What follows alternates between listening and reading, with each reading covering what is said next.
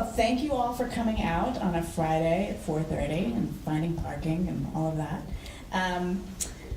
My name's Caroline Bix, and I'm the Stephen E. King Chair in Literature here at the University in the English department.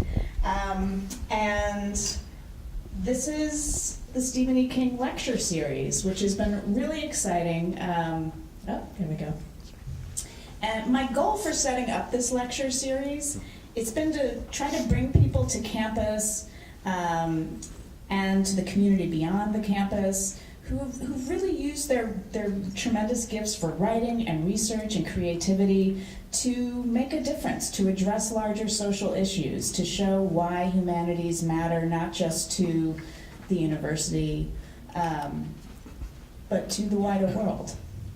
So it's been a great privilege to get to interact with people doing all kinds of work, whether it's working with Magdalene laundry survivors in Ireland, or the Me Too movement, or the Boston Globe. So it's my great pleasure and honor to welcome Adam Barr to the lecture series. Adam's been working as a writer and a producer in Hollywood for the past 30 years. He writes screenplays as well as television scripts. He's created and sold a number of pilots, as well as working on a number of different shows over the years.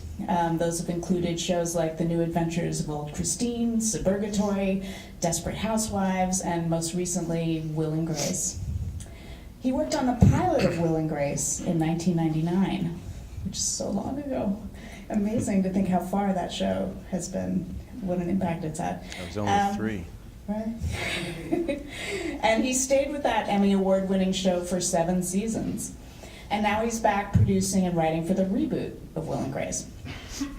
But when I first met Adam, he was a kid from Lewiston, Maine. And we were 2 high school theater geeks, spending our Saturdays competing in forensics speech tournaments on the East Coast. Remember anyone do forensics? It's like this very odd form of dramatic interpretation. And when we met again in college, we were still theater geeks, but I also got to know Adam as an omnivorous reader and an avid student of the humanities in all of its forms. He studied history and literature, and he wrote his undergrad thesis on the literature of immigration and issues of assimilation. He worked on the 19th century photojournalist Jacob Riis, who worked on documenting the squalid living conditions, right, of the Lower East Side. So in other words, Adam has been thinking about the power and the social currency of stories, visual, performative, textual, for a really, really long time. It's really, I think, what makes you tick. So it's no surprise to me that he's been so successful in imagining and creating and producing great stories for a living. It's been such a pleasure watching him speak with our students here over the last few days and at Orono High School about the stories that they want to tell and the things that they want to change about the ways stories are told and whose voices get to be heard, right? It's ever evolving and changing. So it's been really generous of you to speak to these students. I know they've gotten a lot out of it. We've learned a lot from them. So please join me in welcoming Adam Barr.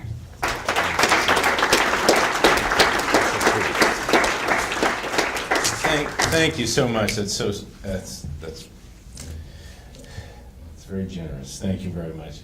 I'm so grateful and honored to be here. Thank you, Caroline, and for inviting me in, and also for covering the cost of the rental car. The Stephen King honorary rental car, which is an interesting experience thinking about as you're driving up here for 3 hours and remembering you saw Christine not that long ago. So I try to get back to Maine, 3 or 4 times a year with my family, but coming to Orono is a special treat. I grew up in Lewiston and went to Lewiston High School, and Bates College was always in my backyard. It really was my playground for most of my childhood, but my first real college experience was right here at Maine. My oldest brother went here, which was a really great moment of deep pride for my whole family, and especially my father, who never completed college himself, and his hope was always that his firstborn son would go to school in Maine, mostly because, as opposed to UMass or BU or UNH or something, he knew he was gonna save a fortune in turnpike tolls. So, but I am honored to be here and share my experience as a writer in Hollywood and what that means in terms of social relevancy.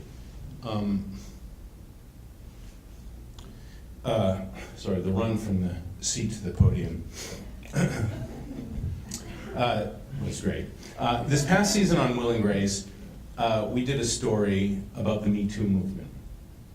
It came out of an actual situation that one of the writers in the room experienced when she was a teenager. In it, and maybe some of you saw it when it first aired some weeks ago, Grace's father, Martin, asks her to drive him to upstate New York so he can visit the gravesite of his wife, Grace's mom. Also, while he's there, he'd like to visit the gravesite of his best friend, Harry. Grace agrees, but from the minute they get in the car, she's on edge. She's irritable, she's making snide remarks about Harry. They finally stop at a roadside diner for a bite to eat, and he says, what's going on? What have you got against Harry? And she tells him a story. I want to show you that scene, but I also want to be sensitive to any people here who might be triggered or find the material uncomfortable. There's nothing graphic that happens in it, but an event is referred to, and there is some graphic language about it, which I want to discuss afterwards. So, with that said.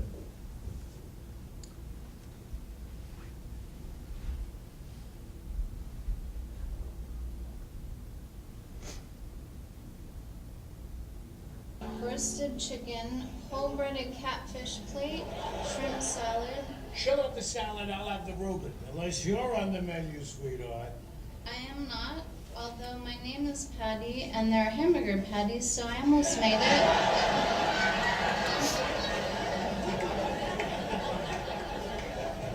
Why do you do that?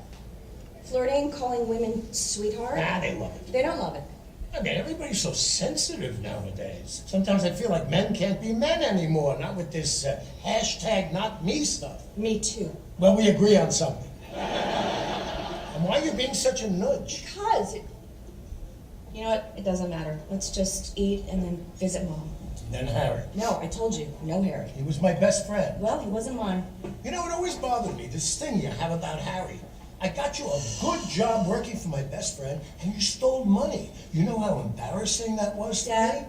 me? And you didn't apologize. If you had apologized, things would be different, but you didn't apologize. That's not what happened. Well, you tell me what happened. I don't want to talk about it. Now, you don't want to talk. The whole summer that I worked for Harry, I kept telling you he was creepy. What did you think that meant? I don't know. He was a flirty guy. Oh, and you thought that was okay, him flirting with your daughter? That was a different time. No, that's not an excuse. What, just because it was a different time, it wasn't bad? No, all that meant was that people got away with it. Calm down. No, do not tell me to calm down. I can't do this. Where you going? What did he do? Pat you on the tushy? Nope, do more than that. It doesn't sound like Harry. He had his faults, but he was a good guy. He was not a good guy. It's a long time ago. Maybe you're misremembering. No, I remember. I remember every single thing that happened that day. I don't want to talk about it. No, we're talking. It was hot, so I had to have my hair up. And it showed off the earrings that I borrowed from Mom that made me feel really grown up. And then at the end of the day, Harry called me into his office. What are you talking about? I walked in, he shut the door, he closed the blinds, and then he pushed me up against the wall. Gracie, no. I tried to scream, but he told me quiet. Then he started kissing me and touching me, and then he pulled down my pants, put his fingers up. I was 15.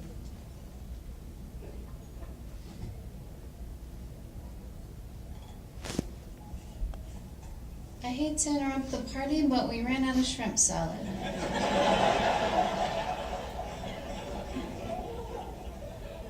I know, I'm disappointed too.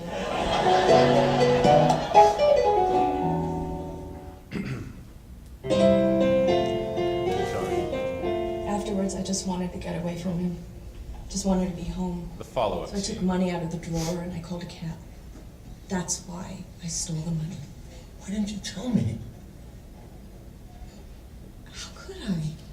What if you didn't believe me? What if nobody believed me? Why didn't you see? You're my father. You're supposed to protect me. I didn't know. You should have. You're right. Sorry, Grace. I didn't protect my little girl. It's okay, Daddy. No, it's not okay. How can it be okay?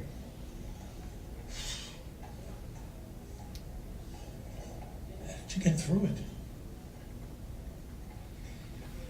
Well, you just kind of split yourself into two people. The person it happened to and the one who gets through the day. And then you grow up and your life gets bigger and that stuff gets smaller.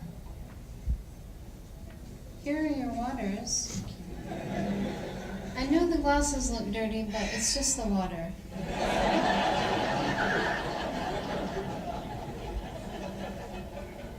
Did you tell anyone else? I told one person. Good. I'm glad you have a best friend. Can you ever forgive me? I can. I'm not gonna visit that bastard in the cemetery. I never want to hear his name again. He's dead to me. Well, he's dead to everybody now. How do I do that? So, I'm not a technical whiz. Our decision to do that story was an easy one. Not only did all 12 of us in the writing staff share the same outrage at what the Me Too movement had been exposing, but the story also ticked all the boxes creatively, and so perfectly fit the show's mission statement itself. It was current, it was provocative, it was human, it revealed new elements of character and relationships, it was political without being preachy, and as we developed it, we actually found plenty of opportunities to be funny, because at the end of the day, after all, we are a sitcom. So the decision to do the story was easy. The debate on what language to use was a little trickier. We figured if we were going to tell the story, let's really tell it. We didn't want to shy away from the reality of it, and we also wanted to honor the experience of our friend, the writer in the room. But we didn't want to disguise the true event behind some sort of sanitized euphemism. At the same time, we didn't want to get too detailed or explicit. We didn't want to say it was rape. We felt it was too hard to come back from that. So how do you craft that moment where we're an NBC broadcast show Thursday night at 9:30? It's not HBO. It's not Netflix. We have to serve other masters. How do you make it impactful enough to drive the scene where it needed to go without hurting the character or alienating viewers? It took a lot of very subtle, very thoughtful work and a lot of discussions with everyone involved. Another episode found Will and Grace in conflict because Grace seems to have this inability to say she's sorry. She just never apologizes. It starts with something stupid like, she ate all of Will's almond butter and didn't replace it. But when they spend a night rereading old letters they wrote to each other in college, they get to a deeper underneath, which is 30 years ago when they were dating as boyfriend and girlfriend. Will eventually realized that he was gay, and he came out and he broke off the relationship. Grace, who had dreams of one day marrying Will, was devastated. For months, she secluded herself. She needed to be with her family. She mourned, she cried, she required a lot of attention and a lot of taking care of. Will, always the caretaker, responded. He felt terrible himself. He was responsible for her suffering after all. That started a lifelong pattern between the two best friends of him constantly apologizing. Apologizing for the original sin of being gay. But he was going through a hard time too. He had just come out. He needed He needed help. He needed his best friend. But he wasn't allowed to have those feelings. It was only about Grace's suffering. So resentment grew over the years. Okay, a rich, interesting, relatable story about two best friends with a long shared history.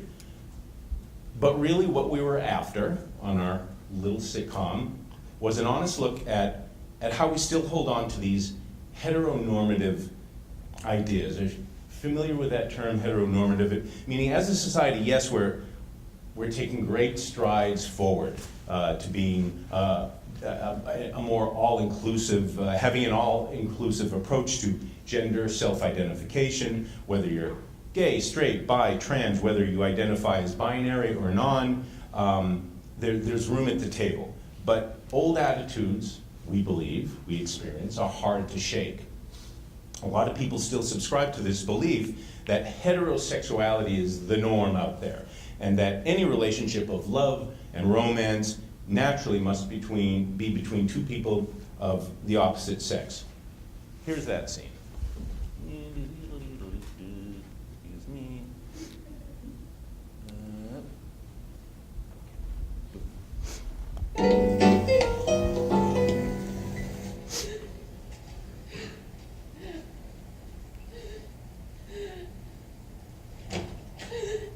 Grace?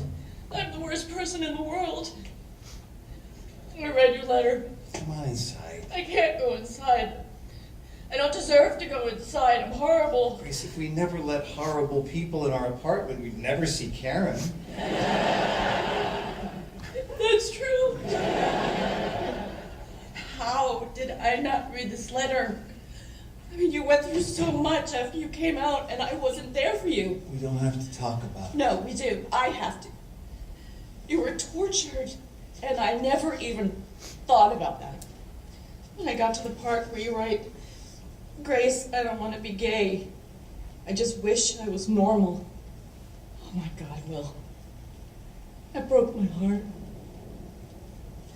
And then the part where you said that you were thinking about hurting yourself? I mean, is that true? Sweetie? It was a long time ago. Okay, look. This might be 30 years too late, but I just got smart in the last hour. You're right. I didn't think about your pain, I only thought about mine.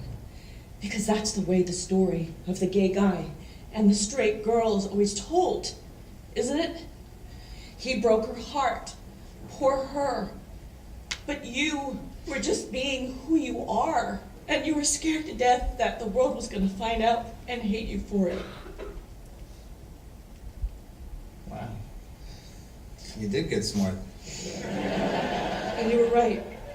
It is why I never say I'm sorry. And I have been playing the victim. So, I am gonna say it now. Doesn't it feel good?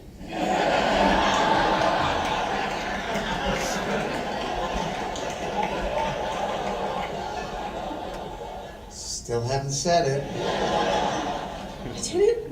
Oh, I am sorry. I am sorry for not being there. I am sorry, Will. I am sorry for not being there when you needed me most. And I am so, so sorry that I never said this to you before now.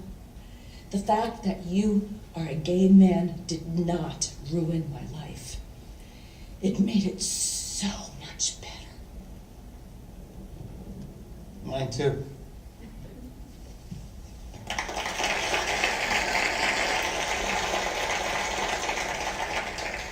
Did you really go to a prostitute on Christmas? I couldn't go in. I just went to the House of Pies and ate my feelings. Really, that was the inspiration for Homo with a Pie. And you're gonna write that book one day. I dedicate it to you. Will you read it? If by read it you mean skip to the parts that are about me, I will absolutely read it. Yeah, weird. Right, so, you know, a lot of heady stuff for a multicam sitcom on broadcast TV. I don't pretend that television has the power to heal all wounds. You know, I don't think the best episode of Man with a Plan is going to eradicate cancer, or you know, any episode of Fresh Off the Boat holds the secrets to Mideast peace. But moments like these are great opportunities. They demonstrate that TV can serve a purpose beyond mere entertainment, beyond just killing time before the weather. You know, good TV can and really should. It should move people. It should spark a conversation. And networks want their shows to do exactly that, because really there's only one thing any global telecommunications conglomerate cares about, and that's your viewing pleasure. I misread my notes. It's money. It's money. And they care about making money. And TV is a massive money-making operation. The 5 major networks and cable last year made $110 billion in combined advertising revenue. Digital platforms, even more. Google, Facebook, Amazon, Instagram, YouTube, Verizon. This year, 2019, is actually historic in that for the first time, ad spending on digital platforms will exceed traditional TV spending to the tune of $130 billion. So all told, that's about $250 billion in ad spending on digital traditional broadcasting. Add in the fees for monthly subscription fees for premium cable like HBO, Showtime, Cinemax, and then streaming platforms, Netflix and Hulu, and we're talking about a lot of cash. It's competitive. Everyone is competing for your eyeballs. So they need their programming, obviously, to pop, to excite, to be provocative and entertaining, so more people will watch. The more people who watch, the more they can charge for ads and monthly subscriptions. Advertisers want to reach more diverse demographics, so the shows they advertise on need to reflect a diverse population. So the networks mandate that we writers diversify our cast. A good thing. But if you write a show with a diverse cast, then you need to discuss diverse issues. You don't create a show like Blackish and do the kind of episode they do on Everybody Loves Raymond. Or if you do, you find a spin on it that is particular to that voice. Race, gender, sex, civil rights, class, immigration, ethnicity, religion, body shape, ability, age. All are issues of the day, and all are solid subjects for stories. I'm going to run over here, pretend like it's a smooth transition, and show you these two. Boom. Jack, are you out of your mind? The Underground Railroad was a secret network to get slaves to the north, not a gay club with a subway theme. Oh, really? Then where did I ride my first caboose? You do recognize this black man. I know. You can't hide the color of your skin, but I can hide my gayness. It was just a fly. I thought it was a bee. I'm tragically allergic. One sting and my face blows up bigger than Liza on prednisone. Anyway, what were we saying? You can hide your gayness? Right. I'll give you that. Hi, I'm looking for Theodore. I'm here to fix the AC. Oh yeah, man, it's right over there. Excuse me, sir. I was hoping you could settle an argument for us. Who's more oppressed, a black person or a gay person? That's a ridiculous question. I know, right? Nobody has it worse than Latinos. They're putting our kids in cages. How about all the African American men that are locked up in cages? Due to a lack of funds, I've sometimes been forced to dance in cages. Who's zooming who, fellas? Delivery. So the order is, Latinos have it worse, then black men, then gay guys. Oh, no. You've got to move Muslims on the top of that list. Try being me getting on a plane. Or try being me getting a taxi. Try being me and getting back in the country. Try being me and having to claim Kevin Spacey as one of your own. Well, he was good in The Usual Suspects. Would you want him to be black? Okay, I see your point. Jack! I just got your check by mistake. How do you make more money than me? Because you're a man? No, Dana. Because I work harder than you. And I'm also a gay man who we just all agreed is the most oppressed group there is. Okay. Part 2.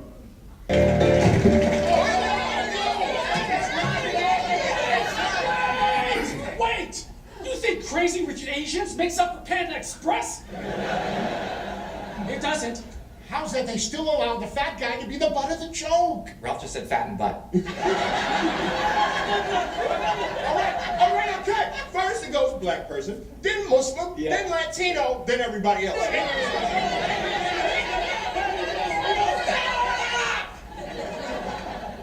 This is crazy. Does it really make sense for us to fight over who's the most oppressed? Well, the elderly are practically invisible in this country. Where is that coming from? Over here. It's nothing, keep going. You guys, look at us. Every single person in this room is part of a group that has known suffering. And what unites us? The struggle? Wrong, sir! But that was the name of my first bondage bar. The theater! And no play delivers this message in a more powerful, toe-tapping way than Gabraham Twinken. Is there a matinee? Who is saying that? Well, I'm glad everybody got to say their piece. Maybe that's the way we'll start the heat. Exactly. And as long as we respect each other's struggles, then we can finally come together. Right? You, sir, I didn't get a chance to talk to you. What's your deal? Well, as a straight white male, I believe right now, I'm under attack more than any other group in America. Oh my God, that door just closed by itself. Silliness. I don't know if we solved any problems with the scene, but we ticked off a box for us. We covered a lot of ground, and we put our best effort forward. As a TV writer, I always have to be thinking about these themes of a diverse society. Otherwise, I'm just writing from my experience as a white, tired, much taller than he seems male. It doesn't matter how much I love a script or even how well I write it, if a network or studio doesn't think it's going to appeal to viewers, if their analysts don't think it's going to sell in foreign markets or appeal to their demographic, it's dead. I don't sell it, I don't get paid, and my family is forced to eat processed carbs, the horror. So staying relevant is essential and non-negotiable today. And that works for me because personally I don't want to do anything less. I grew up in Lewiston and I went to Lewiston High. My parents were both deeply involved in the community. In their work, in their own families, they dealt with people of different races, religions, economic backgrounds, ethnicity, orientation. My mom worked for a nonprofit that provided education and work training for mentally challenged adults. And my dad was a salesman who traveled all over the States to visit his clients, and a lot of times I would go with him. We'd sit with people in their offices, sometimes on their farms, their living rooms. I was with him once when he was selling calendars to a husband and wife who owned a slaughterhouse in Turner. And standing there in the kitchen while they flipped through samples of calendars, their aprons splattered with animal blood. I think we had salad that night. But I learned early on to really see people, to care about their story, because my parents did so deeply. Who they are, how they live, what they think, and where they hurt. Especially what's funny about that. My dad, now even at 94, has a sense of humor that's sharp and quick, but also kind and non-judgmental. He genuinely delights in the quirks of people's personalities. And in Maine, there's no shortage of quirk. Over time, I picked that up myself. I learned to delight in it as well. Add to the fact I was a sensitive kid, into music and art and reading and theater and Monty Python and Bugs Bunny and Mel Brooks and Shakespeare and Robert Frost and Gilda Radner. And what I'm saying is I got beat up a lot in school. But it set me on my course. I was also lucky enough to have a few exceptional teachers along the way, especially in high school, who recognized something and encouraged me along. Thank you, Mrs. Nelson, Mr. LaRouche. 2 parents who didn't hesitate to drive me on a Saturday to the library or some chamber concert recital event out in the woods. And then in college, I had friends who graduated and they went off to write for shows like David Letterman and The Simpsons, Saturday Night Live, Fresh Prince of Bel-Air. Anyone? Okay. And they all had stories of how fun it was, and also how it's 78 degrees in Southern California in February. So I had to go. And for nearly 30 years, I've been there and doing what I set out to do and what continues to challenge me and delight me and drive me. And it really is still exciting and deeply gratifying. Even the frustrating moments, even the low points on my resume, it's great. Because there are moments like this. In the early run of Will and Grace back in 2000, I used to wander into the production office when I had some downtime and read through some of the thousands of letters that came in. Back then the show was a much bigger deal than it is now. I don't think anyone's watching now. There were so many letters from teenagers who were out or gay but couldn't find the courage to come out, but they wrote. Watching Will and Grace with their parents and laughing along together as a family would help break the ice enough so that they could then start to have a conversation. And it was all because they could find common ground by laughing. And I would pick up those letters and I'd bring them into the room and read them. This isn't normal. As a writer, you don't get an experience like this. I worked on Desperate Housewives for one very bleak year, and no one was writing in to say, you know, your show changed my life. I've given up crime. I'm making artisanal soap. It just doesn't happen. As a TV writer, for most of your career, you're a hired gun. Even with 400 scripted shows on the air right now, they're hard to come by. You have to work. You have to know people. You need a good agent, or at least one who returns your calls. You need to be good at your craft, and you need to constantly be perfecting your craft. That's why I've said to people I've met, that's why I'm still, after all these years, a geek about searching out new books, new guides, new sites where people talk story structure, the mythology of storytelling. Even if they're badly written, there's a nugget in there that I can use. And that said, I personally have turned down a lot of offers that I've taken, and the reason is that I have no interest in a project that is just simply entertainment for entertainment's sake. If it's not about something, I don't want to add my time and my talent to it. It's not to say frothier, more shallow programs are bad. They're not. Not everyone wants to watch a half hour of upscale, verbose, ultra-liberal, LGBTQ Manhattanites exchange witty banter about Andy Cohen and Hermes Birkin bags. Some people want to break from reality. I don't know if you've been following the news. Things are a little rough out there.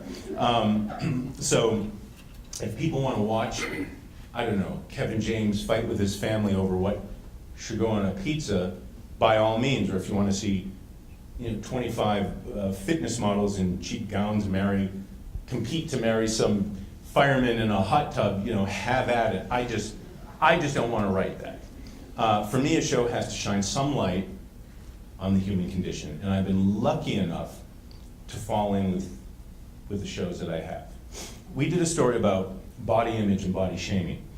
Grace and Jack were feeling a little overweight, and with Jack's wedding coming up, a day when his closest gay friends would gather to judge him harshly, they decided to go on a diet together.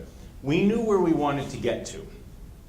We wanted to have this message of self-acceptance, that in the end it doesn't matter what society says, or we shouldn't have to subscribe to Gwyneth Paltrow's idea of what a beautiful body is. We should love ourselves as we are. But we've seen that story 1,000 times. It's boring. So how do you put a fresh spin on it? We agreed there really wasn't a new way to say that, so instead let's make the journey there as fun and funny as possible. And so we did this. Hey,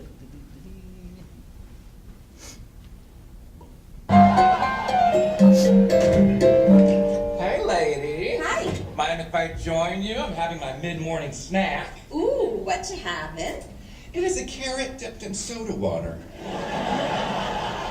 I call it carrot fizz. It's really satisfying if you eat a roll of toilet paper first.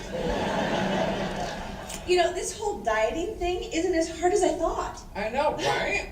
So what did you have for breakfast? I swallowed my gum and watched Chef's Table. It was great, and I'm totally satisfied. I don't miss eating either. For breakfast, I had half a grapefruit and a few of those leaves left at the bottom of a bag of grapefruit. Whoa, whoa, whoa. What are those? Oh, I could put a couple of croutons in my salad. No, you can't. Those croutons are going right to your bouton. You're right. Why sabotage myself? I am throwing them away. Thank you. Welcome. Oh, I think you spilled a little bit of your carrot fizz. Grace, no! No! Please! Lizzie wants to eat! We're never gonna change if we cheat!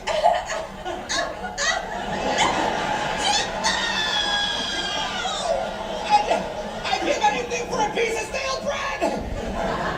I don't get to cheat, you don't get to cheat! Fine! Hey, how about this? We each take a lick. Just to get the taste, the soul of the crouton. Yes! And then we throw it away! And there's no calories gained! But all the joint satisfaction! I like it! Okay, ready? Lick on 3. 1, 2, 3.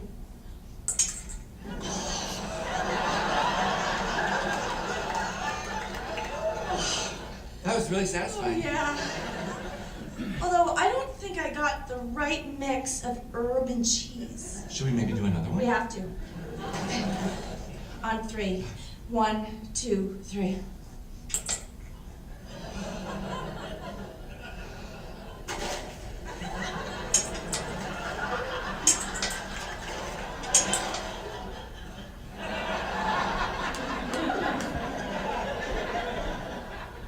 We're missing a clink.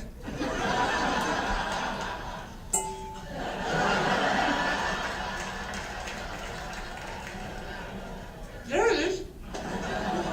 You ate one! Not yet! Release it!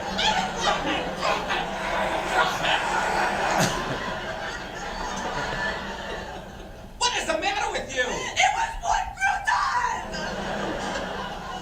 I thought you were stronger than that, Grace. Have a little self-restraint. Now look what you made me do. Why am I so weak? And more importantly, why don't we play that game with egg rolls? Jack! Jack!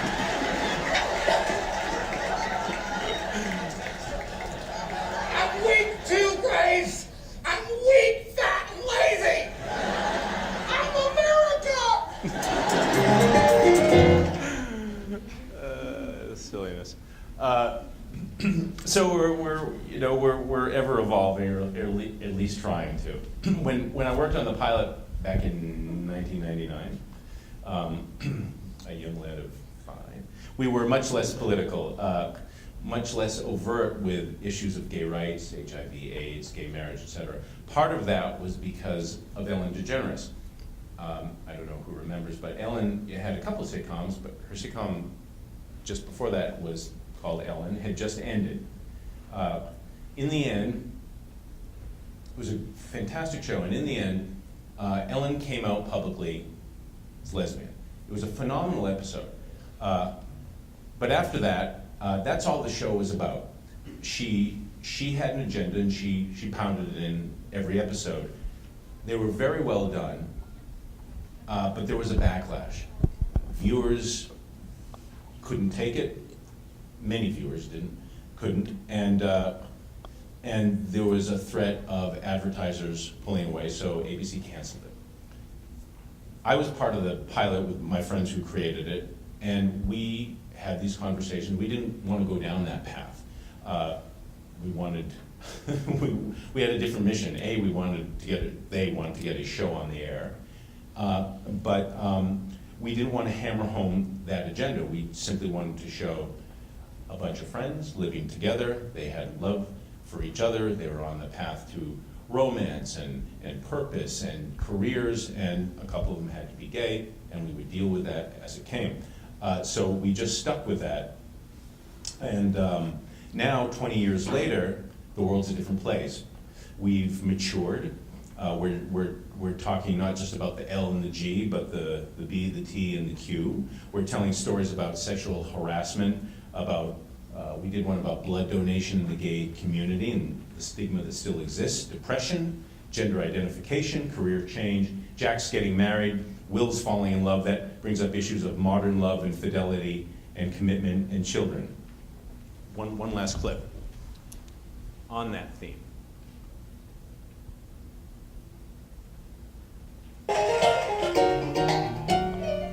Hey, you ready? Definitely. Oh, good. I was kind of worried you were going to bail. Crossed my mind for a second, but say when you're on your deathbed, it's not the things you did that you regret, but the things you didn't do, and I don't want this to be something that I didn't do.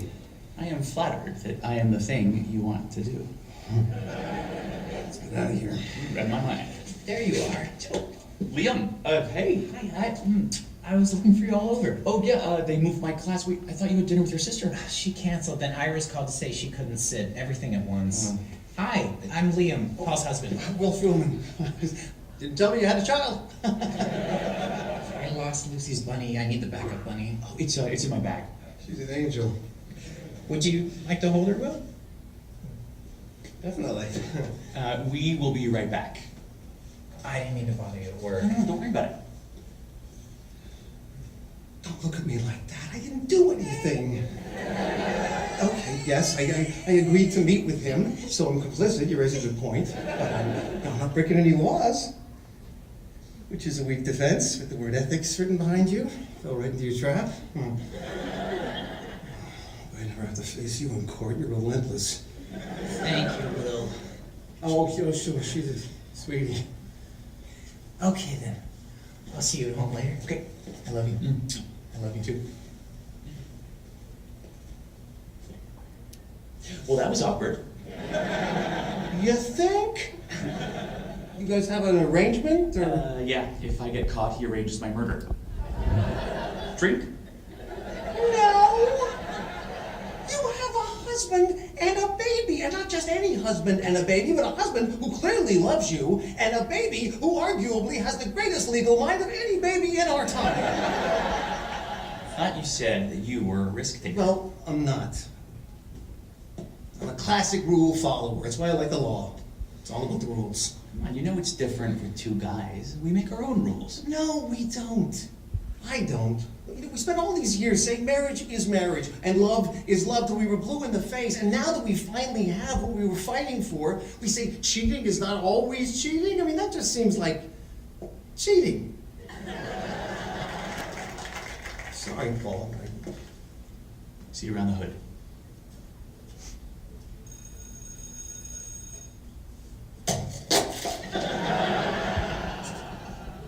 Oh, damn it. So a pretty far way from the days of doing episodes where Jack was just trying to figure out how to come out to his parents. There's so much more to talk about, so many topics to unpack. The process of writing and filming, how the writer's room works, what's it like to produce a show, the challenges of inclusivity. But you know, I want to end here just to get a conversation going. I will leave you with one last little clip. We've been talking a lot about important issues in television and social relevancy, but when all is said and done, you know, Will and Grace is a comedy. What I do mainly is write comedy. Serious themes, important themes wrapped up in comic conceits, which is its own kind of fun, special challenge and a great thing to talk about. So in that spirit, here of course is a scene of Jack mistakenly applying too much numbing cream to his face than trying to eat a banana. So much better.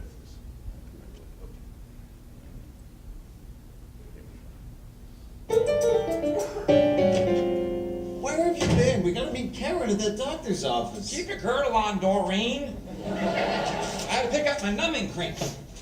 I'm supposed to put this on an hour before they laser blast my face back to 1990 sexy.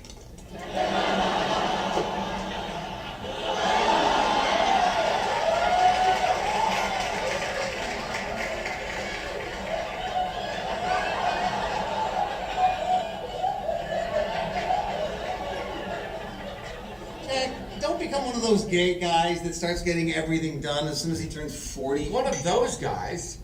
We're the only gay guys over 40 who haven't at least gotten our eyes done. We're about to lose our membership to the gym in Williams-Sonoma. Larry hasn't gotten his eyes done. He still looks great. Larry absolutely did his eyes. Joe did his eyes and neck. Rory's done eyes, neck, ears, nose, head, shoulders, knees and toes, knees and toes. You're using way too much of that. Ooh, it tingles. Be careful, you're getting it on your lips. Don't lick it off. Would you relax? It's fine. That's not weird. Like, Overuse may cause extreme facial numbness. how long does it last? What? How long does it last? Oh, how long does it last? 4 hours. Why? I have to call a son tonight. What?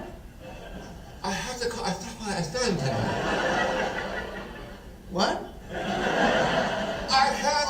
have to call us Stefan at 7 tonight, but that's 1 a.m. in Spain. You sure he didn't mean 7 his time? Because that's right now.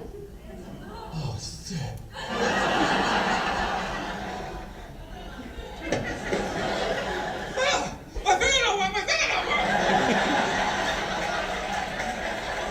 Contact with fingers and other sensitive areas may cause an unwanted reaction. That's good advice for your love life, too.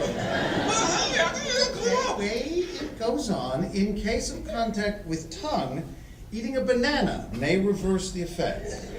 Really? Oh, crap, that is a banana.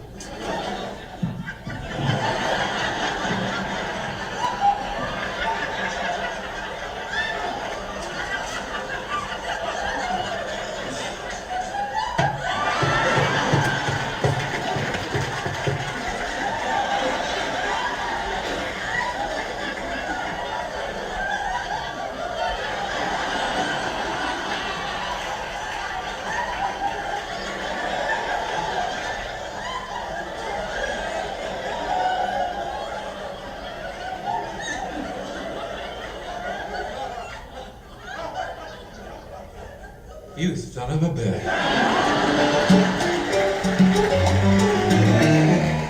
Thank you very much. Let's talk about it.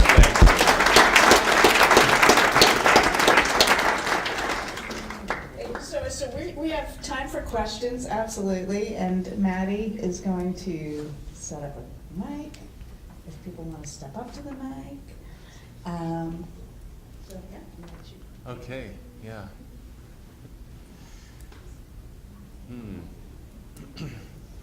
There's a lot. There's a lot there. Why is that still on? Yeah. Do people watch the I'm just curious, do people watch the show? I met with so many people over the last couple of days, students, and there's a smattering, but not a lot of takers. My feelings aren't hurt, it's okay, I'm just curious. Are there folks who see it? Yeah. Not the new one. I mean, I watched the old. Uh-huh. Right. But it was funny. Yeah. Right. Interesting. Yeah, people watch just so many choices. Great. Do you guys ever fight in the writer's room when you're approaching some of these sensitive topics? I mean, I assume that this gets complicated. These are all really tough. Yeah, it's funny. We're kind of a rare animal, our staff, because the show started in the Middle Ages. It was a long time ago, and a lot of us have been close friends. There are 12 of us around the table, and nine of us have been really dear friends. Like on a weekly, we go hiking together, we hang out, we know each other's family. So what's wonderful about that is that there's a familiarity. We can fight and no one takes it personally. Over the years, I've been in a lot of writers' rooms, and you fight, and some people can get a little too strident, and some feelings get shaken, and and it's a problem. People leave, and there's turnover, and we don't operate like that. So we don't fight, but we're all on the same page. It's a pretty progressive, left-leaning group overall. All of us are we all have our pet concerns and projects in the community and in the world where we write checks to and where we volunteer. So we're all fairly like-minded. It does get hot in terms of storytelling. We know we have something we want to say. What's the best way to get there? And we're all, except for a couple sort of big young writers, everyone's been around for a long time. We've all been doing this a long time. People have different strengths and strengths and weaknesses. That's the opposite of strengths. And so we all approach writing from slightly different angles. Should all the dramatic action happen here? What's the best setting? Who should be in this scene? Where's the real conflict in the story? So that's where it gets kind of sticky. But thematically, no, we're mostly on the same page. Occasionally, the two guys who run the show, it's their show, Max and Dave, they because they have their own special relationship too, or a special connection, they have something they want to do. They have a scene they want to get to, something that tickles them, something that upsets them, something they really want to get done. And a lot of times it's us versus them, because the rest of the staff we didn't have that experience that they did. We weren't out to dinner with them last night with so-and-so when someone else said this. So, it takes a while to get on the same page. So, yeah. Sorry. Sort of a which came first, the chicken or the egg question, in that the pilot episode and the episode, the scene that you showed from the reboot where they were going over the letters. I was curious, when you're developing a pilot episode, which also includes your series sort of Bible, which comes first? Do you write the pilot so that you know what your first sort of story is and then discover what the series Bible is, or does the series Bible come first and then you write the pilot? Oh wow, what a great question. No one sits down. No one sits down to chart out the whole season or series course in traditional TV. But a lot of serialized shows, and there are so many. And where's my brain? There's so many that are not episodic like this one is, but they're chapters. They're all chapters in a bigger story. Yes, they do. J.J. Abrams sort of famously, he kind of perpetuated this myth that they always knew where they were going with Lost. If you watched Lost way back when, they always knew where the ending was. And then the truth came out later as that show kind of went off the rails. Is like, no, they really didn't. He liked kind of introducing surprises and wrenches into the system and changed courses a lot. A lot of shows are perfectly plotted out beforehand. They know the tent poles, and we do that to some extent. We know, like this season, we ended the season before. Did we say it? Jack and Estefan got engaged. Other things happened. So we knew going in that this season we want to get them married. We knew we wanted something strong for Will, because we weren't really taking care of him romantically, and that's why you watch TV. You want to see the people you love get together and find their loves and fight and all that. Grace, etc. So we had certain tent poles, and then it's a matter of sort of filling it in. I know, like a lot of shows on Netflix and HBO where they're only doing 10 episodes a season or 12 episodes a season, part of how they sell those shows, and BBC especially, part of how they sell those shows is by doing a Bible. This is the series, because it's limited. It's you know, it has an end point that they know they want to get when they say, this is the story we're going to tell. We don't do that. Good. Okay, so you've been asking people if they watched the show, and my back is to everybody, so I didn't see the rating pan. No one raised their hand.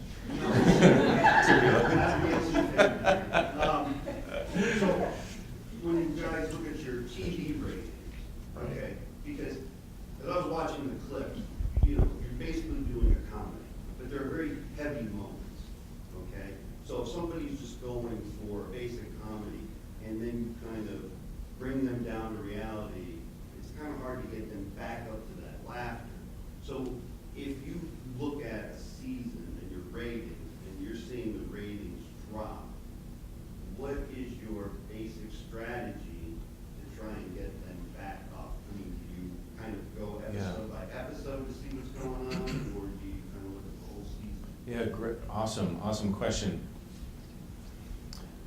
We don't watch TV the way we did some years ago, and they don't analyze TV the same way.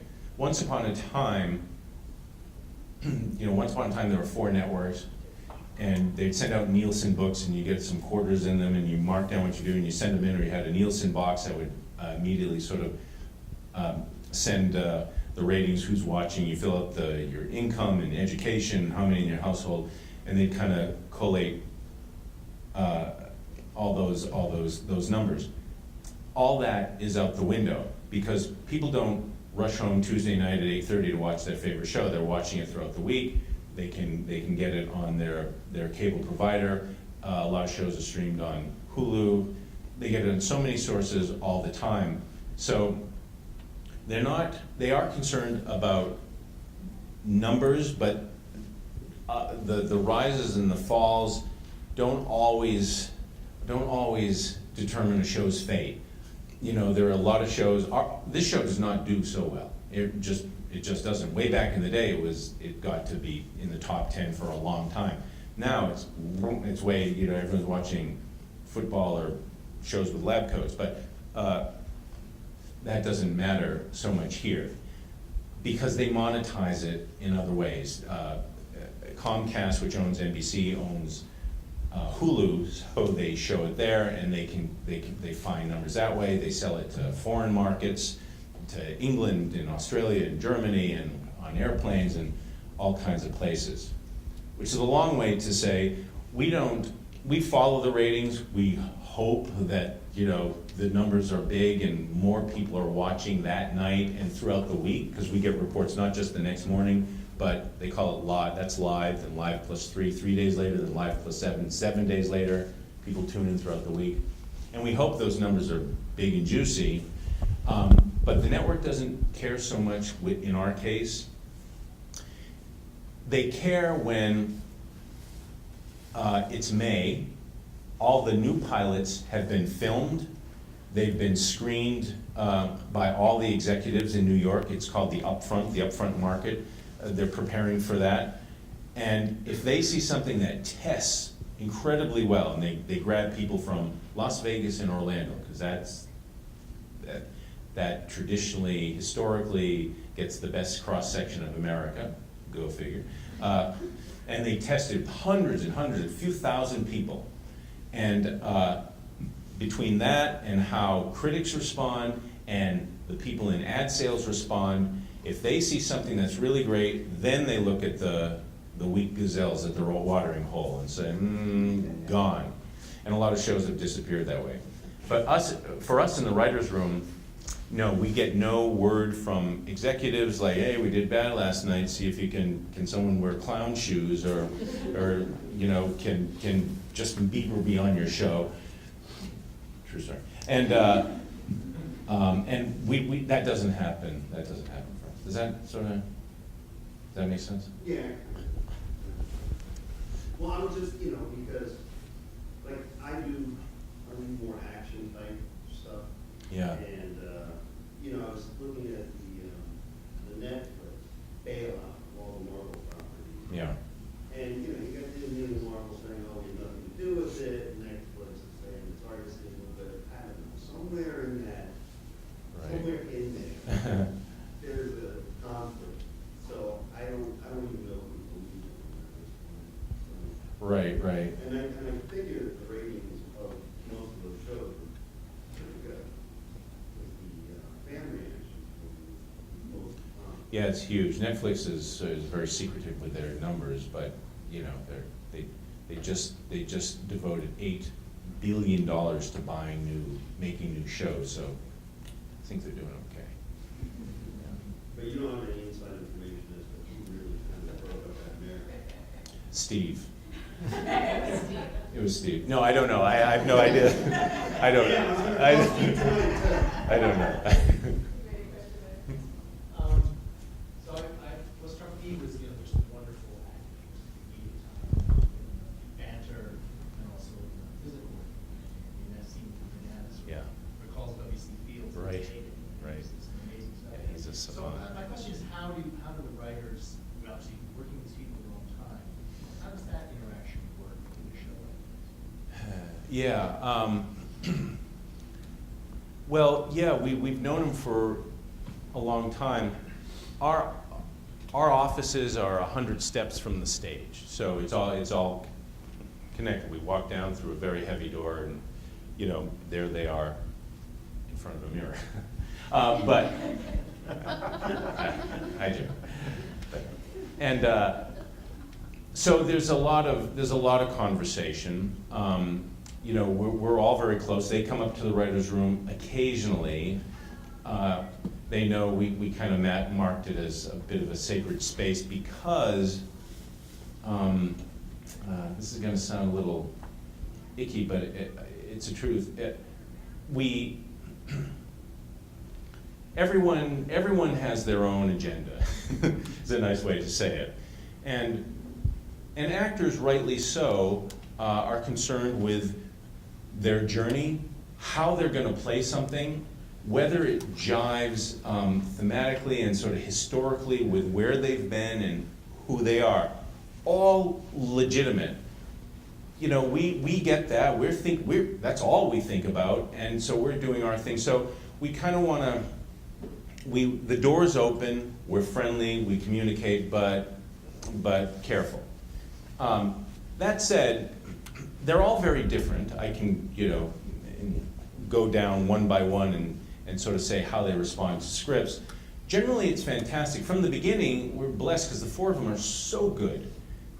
They're so precise that we knew during a rehearsal if something wasn't playing, that was on us. Because someone like Megan Mullally, you can give her the phone book and she could make it fun. A phone book is an old device, paper. It's paper with ink, and you could look up a number. It's crazy. But they were so good that they showed what didn't work very quickly, really, very easily. And now we have conversations. Pretty much all the clips I showed you, they participate in. Working backwards, that banana scene. Sean Hayes is really he's a physical god. He's so good. He's so talented what he can do with his body, and it looks effortless, which is a result of a lot of work. So, we'll write something a bit, and we'll find him, or he'll come up and he'll say, it's hard for me to do this or this or this. What if I've been working on this? What if I do this? So the answer is always great, and get out. But that's the easy stuff. Eric, for example, is a really thoughtful actor who cares a lot about the logic of the scene, the logic of the history, and he tracks stuff that we miss in the relationship, in relationships and character history. So we have a lot of interaction, and it's healthy and it's good. It's not always that on shows, you know, big personalities, big paychecks, and it's combustible, so.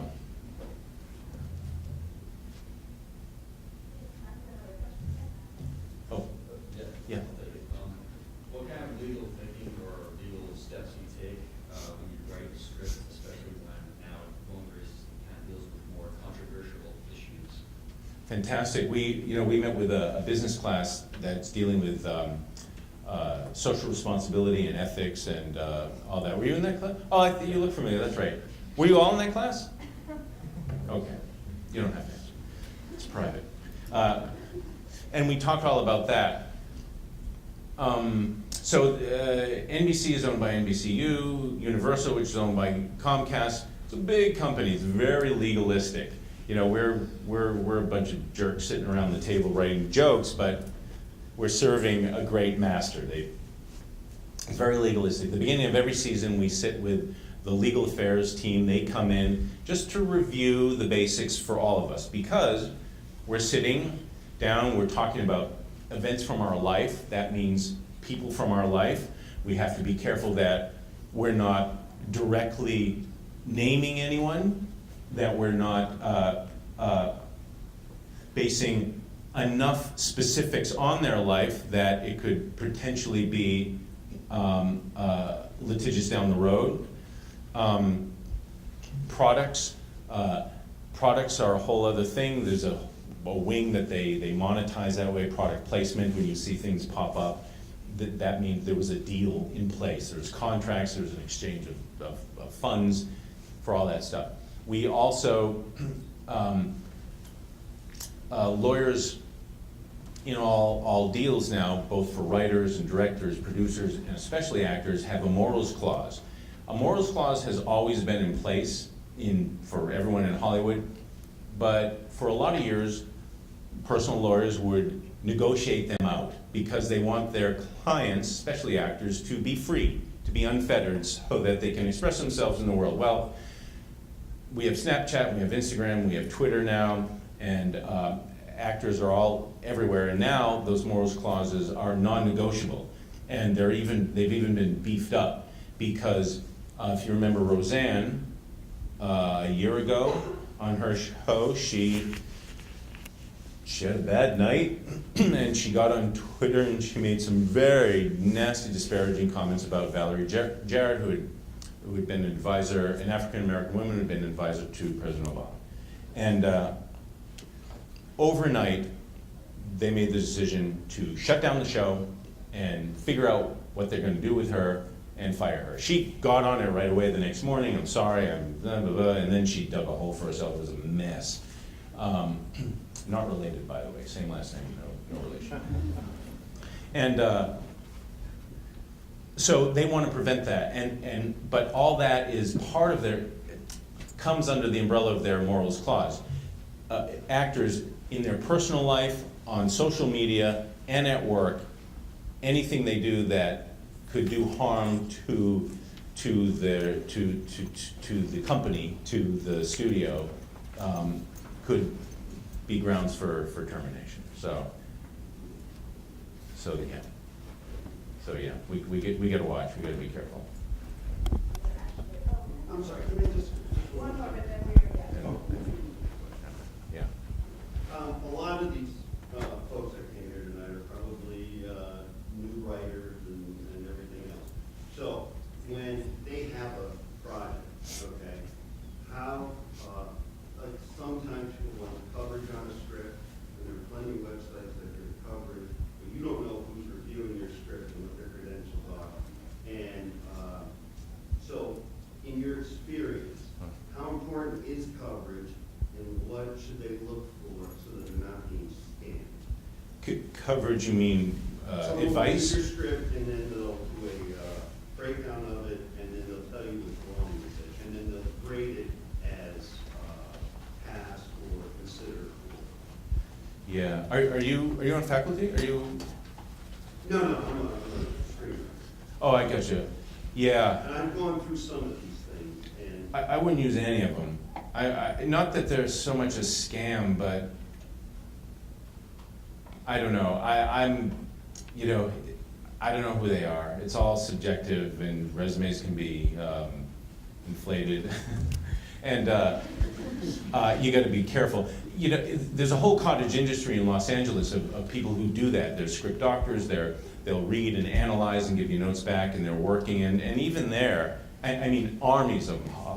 There's 100+ people who do that. They advertise in the Writers Guild and journals and everywhere writers go. And even there, I have friends who've done it, and others, you know, stay away. And even there, it's dicey.